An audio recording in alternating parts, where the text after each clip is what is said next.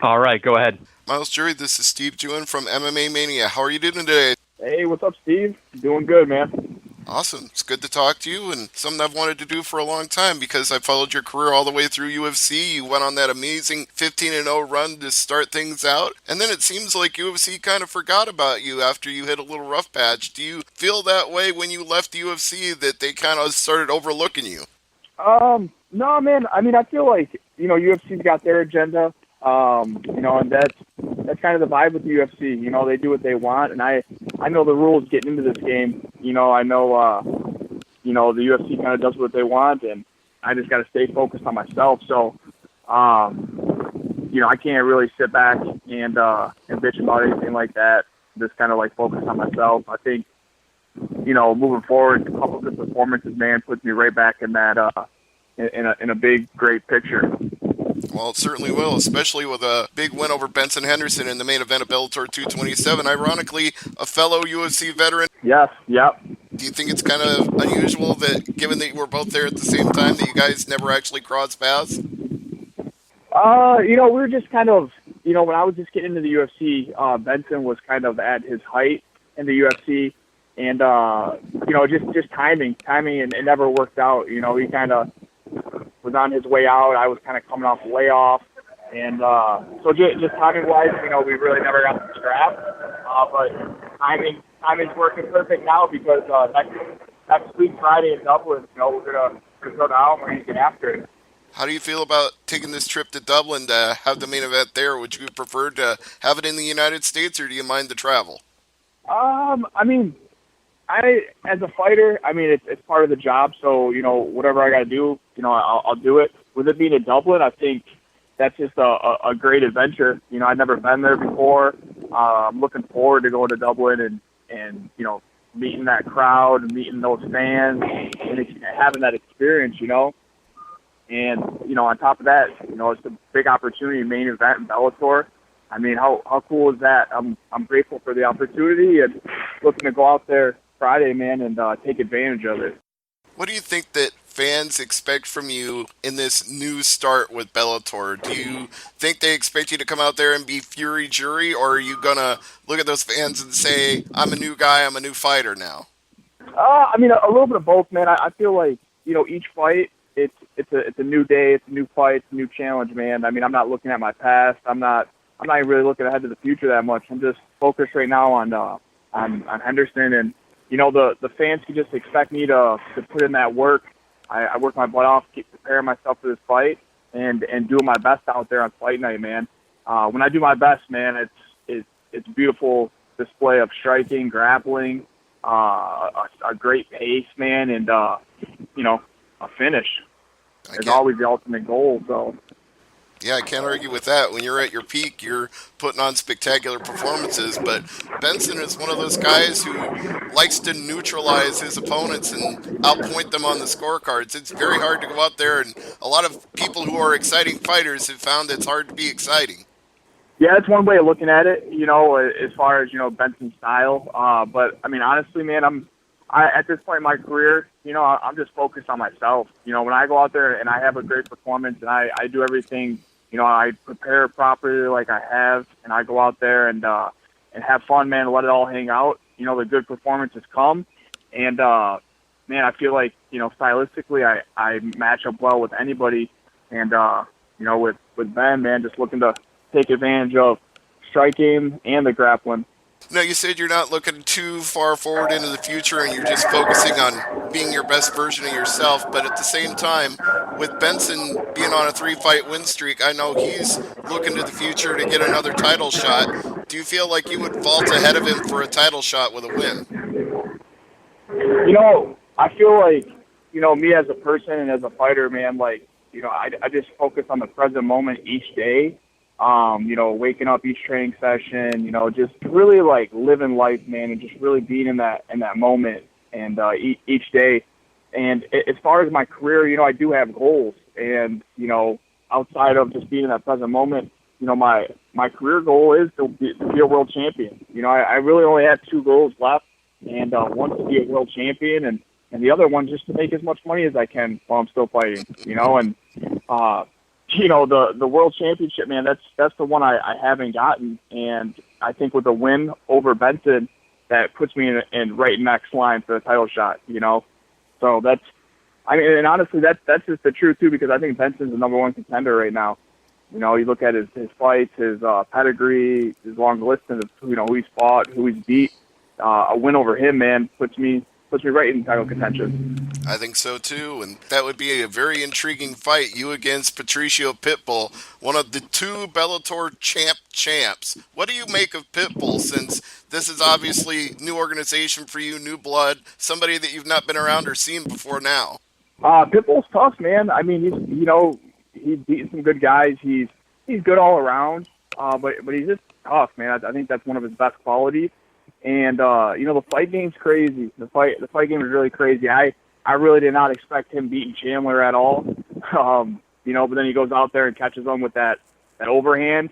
So I think he's good, but I definitely think he's beatable.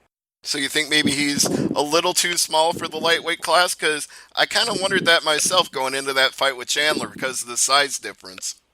Yeah, I mean, styles and matchups play everything. You know what I mean? It's like you might have one guy that stylistically matches up well, or then you might have another guy that, he might be bigger and it matches up well with the smaller guy.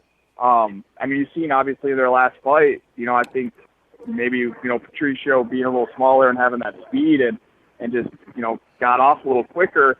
I mean, Chandler being the bigger man really didn't help in that fight. So.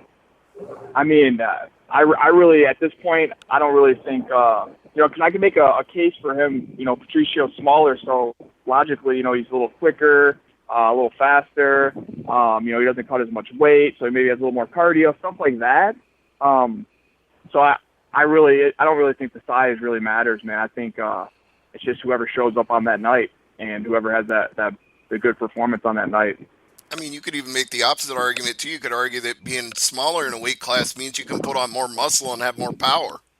Yeah, man, I've done it both, and there's, obviously being bigger, helps because, you're a little stronger, hopefully you can, push them back a little bit more, maybe have a little bit more power. But then again, the speed, you see guys like Frankie, guys that are smaller or natural for their weight class, and, their speed, their output, their footwork, stuff like that gives big guys a hard time. So, you really can make a case for a bigger guy winning or a smaller guy winning. Yeah, and in fact, Benson Henderson is probably one of those guys who can make that argument because before he left UFC, we saw him win 2 straight fights at welterweight. Yeah, he's another one, man. He's really big for the weight class, it seems like. And right now he's at 55, so, I mean, I'd imagine as he's getting older, stuck in that weight and, he seems like he's got a lot of muscle and everything, so it's got to be a little bit tougher of weight cuts for him compared to 70. But you're only 30, so you're not thinking about going up to 170 anytime. No, not really, man. But I mean, shit, I'm always open, for matchups and stuff. But right now in my career, it doesn't really make sense career-wise. But I definitely leave that door open. I mean, ain't nobody ducking 170 really at all. 145, 155, 170. I fought at 170 before, earlier in my career. So definitely a possibility one day. Well, how is the training going for this fight? How's your preparation, your camp, your weight cut, all that stuff coming together right now? It's going great, man. It's going great. I've been doing everything, man, putting that work in every day, enjoying the process, working hard. And this is going to be my best performance, man. It really is. I mean, I feel like I had my last sparring session Friday.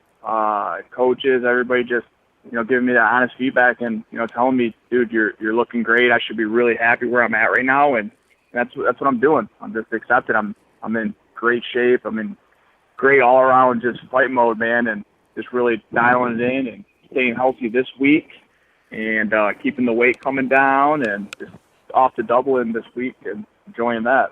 It kind of sounds like you're at the airport right now because I feel like I've heard planes going overhead this whole time. Yeah, man. I live by the airport. I live close to a couple miles from the airport, so we're in a fly zone. I understand. Hey, you might hear one coming my way as well. Yeah, I get a lot of the airplanes, man. Yeah. So, When do you fly out? What day are you leaving for Dublin? Leaving Thursday. Cool, cool. This Thursday. So are you going to have time to do any sightseeing before you get to the fight, or are you just going to be fully focused? No, I'm gonna be definitely getting out, and it's good for me just to get out. And just experience stuff, get out of my head, get out of the hotel room a little bit, and go and check out Ireland and Dublin for sure. The only thing I can say is while you're there, don't accept any drinks from Conor McGregor at the bar. Ah, shit. I'm gonna be going after the fight though. Definitely gonna be going out and having a drink and mingling with everybody in Dublin, man. I hear nothing but great things. They're just great, down to earth, rowdy crew, and definitely looking to experience that culture. Yeah, that's got to be one of the funnest things about having a fight in Dublin is they're a town that loves fighters and loves fighting, so it's like the perfect atmosphere to have a fight. Yeah, straight up, man. Just out there, just everybody in the cage doing their thing, getting after it, and them just cheering, them just being real and freaking enjoying the scraps. And they'll be very excited for this one too because it's going to be a triple header card. There's like a preliminary, and then there's Bellator 227, and then there's Bellator Dublin. So there's something for everybody on this show. Yeah, is that how it is? It goes because I see there's like a couple different cards in the same night, or is it back to back nights? Yeah, it's all on the same night, and the main event of the Dublin card is one of their local favorites, James the Strabonimal Gallagher versus Callum Eleanor. Ah, okay, yeah, a local guy. Yeah, I know. I've seen that James guy fight before. Yeah, I know actually, who he is. I was at one of his fights just last year or 2 years ago here in Sioux Falls, South Dakota, where he came in undefeated and got knocked off. So it just proves that anything can happen in this sport. Yeah, that was a fight I was at too. Oh, you were there for that one. Cool. Ricky. Yeah. Ricky knocked him out. Yeah, Ricky Bandeas. Yep, that was the great fight, and I've been in touch with Ricky ever since. I always enjoyed talking to him, so I really look forward to his fights, and I'm looking forward to seeing yours here with Benson. I know it's going to be a hell of a war. Hell yeah, Steve. I appreciate it, man. No problem. Hey, do you want to thank any sponsors or shout out any teammates before I let you go? Oh, no, I'm good, man. I All right. appreciate it, though. Cool. No problem. Hey, we're looking forward to this fight at Bellator 227. Enjoy the trip and have a lot of fun and have a great fight. Yes, sir. Sounds good, Steve. Are you going to be out there? I wish I could make it, but I don't quite have the budget to go to Dublin. I wish I did. For sure. Well, hopefully I'll be talking to you soon, man. Yeah, hopefully after the fight we'll talk again, but thanks for the time today. I really appreciate it. Yes, sir. Sounds good. You have a good one. You too, and thanks, Dan, for putting us together. All right. Thanks, Steve.